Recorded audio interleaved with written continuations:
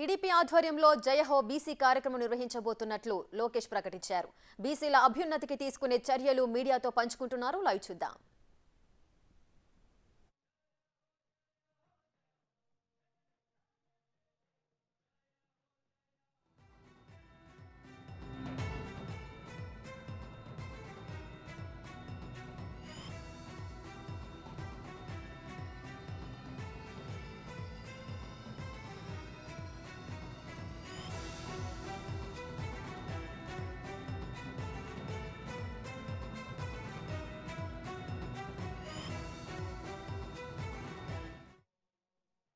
ఆల రామకృష్ణారెడ్డి గారు.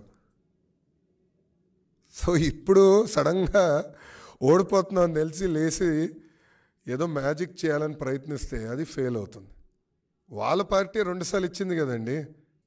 ఆల రామకృష్ణారెడ్డి గారికి 2 సార్లు టికెట్ ఇచ్చింది కదా, 2014, 2019లో. మళ్ళీ నైతిక హక్కు వాళ్ళకి ఎక్కడుంటుందండి?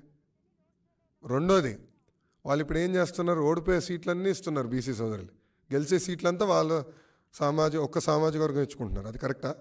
సో ఇప్పుడు గుంటూరు వెస్ట్ ఇచ్చారు, వేవ్లో కూడా గెలవలేదు వాళ్ళు. నంబర్ 1. మంగళగిరి 2 సార్లు గెలిచారు, ఈసారి గ్యారంటీగా వైకాపా పార్టీ ఓడిపోతాం ఖాయం. అది తెలిసే ముందలు తప్పించారు. దానికన్నా ఏం చేశారు చెప్పండి?